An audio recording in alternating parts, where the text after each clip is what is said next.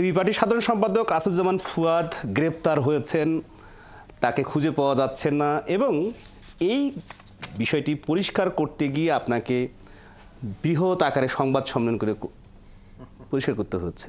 কেন এরকম গুজব, রাতভর অনেক কিছু? ধন্যবাদ শফিক আপনাকে, ফরিদ আছেন এখানে এবং দর্শক মণ্ডলী। আর দুদিন পরে ঈদ, সবাইকে আগামী ঈদ মোবারক। ব্যারিস্টার ফুয়াদকে পাওয়া যাচ্ছে না, তাকে পুলিশ গ্রেফতার করেছে, এরকম একটা গুজব পরশু দিনের আগের দিন রাতের বেলায় সেহরির সময় বিশেষ করে খুব তোলপাড় হয়েছিল সামাজিক যোগাযোগ মাধ্যম। এর কারণ ছিল আমরা আবার যখন সামাজিক যোগাযোগ মাধ্যমে এ ধরনের খবর রটিয়েছে, তো যে সমস্ত মানে লিঙ্কগুলো থেকে, যে সমস্ত আইডিগুলো থেকে খবরগুলো রটেছে সেগুলোকে আমি কম বেশি চিনি আর কি। এদেরকে একজন তো আমি চিনি, আমাদের সাংবাদিক ছিলেন, এখন বাইরে আছেন। তখনই আমার কাছে মনে হয়েছে যে সামথিং, মানে এটা একটা প্রপাগান্ডা হতে পারে। কারণ ফুয়াদের সাথে আমি রাত 11টা পর্যন্ত একসাথেই ছিলাম। আমরা একটা ডিপ্লোম্যাটিক করেসপন্ডেন্স ছিল, ওখান থেকে ডিনার করে আমরা যার যার বাসায় ফিরে গেছি। তো যখন প্রপাগান্ডা হচ্ছে, প্রথমে তো আমি বেশি গুরুত্ব দিই নাই, ভেবেছি এটা একটা দুষ্টামি হচ্ছে সেটা। পরে দেখলাম যে ব্যাপকভাবে ফোন আসা শুরু করেছে।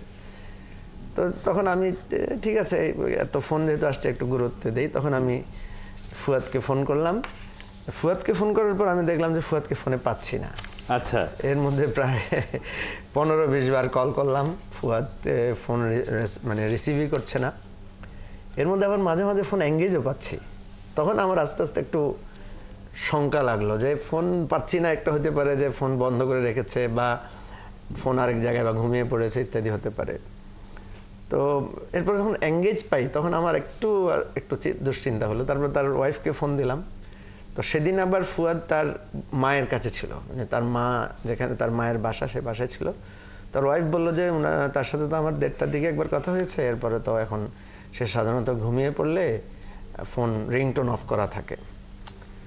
তো ফোনও পাচ্ছি না, তার ফোনও বন্ধ, মাঝে মাঝে তার ফোন মাঝে মাঝে আবার মানে রিং হচ্ছে, এটা হচ্ছে না। তো আমার বাচ্চারাও উঠেছিল সেহরির সময়, ওরাও ফেসবুকে সবাই দেখে, তো সবাইকে খোঁজখবর নিচ্ছে।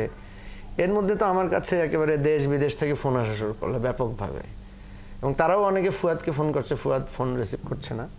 শেষে আমার মেয়ে করলো কি, ফেসবুকের মেসেঞ্জার থেকে বললো যে ফুয়াদ আঙ্কেলকে আমি মেসেঞ্জারে কল করে দেখি। তো সে বললো যে মেসেঞ্জারে ওনাকে পাওয়া যাচ্ছে, যে উনি আছেন। তো সেও পেলো না কয়েকবার। পরে আমি আবার মেসেঞ্জারে ফোন করার পরে তৃতীয়বারে দেখলাম যে ফুয়াদ মানে ঘুম জড়ানো কণ্ঠে ফোন রিসিভ করলো। তো আমি বললাম যে আপনি কোথায়? বললো যে আমি তো আমার মায়ের বাসায় এই বনশ্রীতে। তাই বললাম আপনাকে এত ফোন করছি, আপনি ফোন ধরছেন না, ঘটনা কিছু? বলতো আমি তো আসলে অনেক রাত্রে ঘুমাই পড়ছি, আর ফোনটা আরেক রুমে চার্জ দেওয়া ছিল। তো তখন বললাম যে আপনি ঠিক আছেন তো? বলছে না, ঠিক তো আছি, কি সমস্যা কি? আমরা যে না, অসুবিধা নেই, আপনি ঘুমান বা উঠে সেহরি করেন, সেহরিরও টাইম হয়ে গেছে। তো তখন আমি দেখলাম যে এত মানুষের কোশ্চেন, তখন আমি একটা ফেসবুকে স্ট্যাটাস দিয়ে বললাম যে না, ফুয়াদ ইজ ওকে, আপনারা যারা চিন্তা করছেন এটা না, এটা একটা প্রপাগান্ডা ছিল, এটা একটা গুজব ছিল। তো এখন একটা গুজব যখন ছড়ায়, নানা রকমের ডালপালা মেলে, তারপরে আপনার এরপরে দেখলাম যে নানাভাবে অপপ্রচার, তার পুরানো একটা বক্তব্যকে কাটপিস করে জোড়াতালি দিয়ে এটা আবার বিভিন্নভাবে বিভিন্ন জায়গায় ছড়ানো হয়েছে। তখন আমি চিন্তা করলাম যে এই বিষয়টাকে একটু ন্যাশনালি ক্লিয়ার করা দরকার। কারণ আমি বলেছি যে ফুয়াদ ইজ ওকে, কোনো সমস্যা নাই, তারপরে বিভিন্ন জায়গায় জানিয়েছে, এরপরও দেখা যাচ্ছে মানুষ বিশ্বাস করছে না যে কিছু একটা নিশ্চয় হয়েছে বা কোনো একটা ঝামেলা হয়েছে। তখন আমি একটা প্রেস কনফারেন্স করলাম। তো আরেকটা মজার ঘটনা হচ্ছে, প্রেস কনফারেন্স যখন আমরা দিলাম তখন চ্যানেল আইতে ফুয়াদ তার একটা আগে থেকে ওদের একটা ঈদের অনুষ্ঠানের তার শিডিউল ছিল। তো সে আমাকে বললো যে আমি চ্যানেল আইয়ের রেকর্ডিংটা করেই চলে আসবো। ইতিমধ্যে সে পড়ছে জ্যামে, সে আসতে পারে নাই।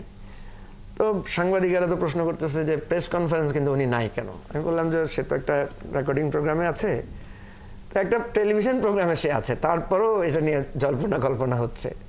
যাই হোক, পরে তো সে প্রত্যেক প্রোগ্রামে যাচ্ছে, প্রতিদিনই তার সাথে দেখা হচ্ছে, আমরা বিষয়টা ক্লিয়ার করেছি।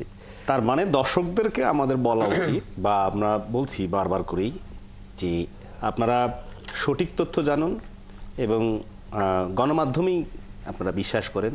ফেসবুকের যেসব মানুষ, যেসব ব্যক্তি যেভাবেই গুজব ছড়ানোর চেষ্টা করুন, করুক না কেন। না আমি দেখেন মানুষের এমন অবস্থা, আমি বলছি যে ফুয়াদের কোনো সমস্যা হয় নাই এবং এটা পুরাটাই গুজব, ভুয়া।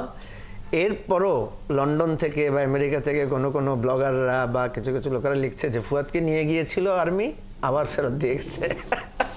এটি আসলে ব্যাপার। আসবো আপনার কাছে আলোচনায়, আপনি থাকবেন। আমরা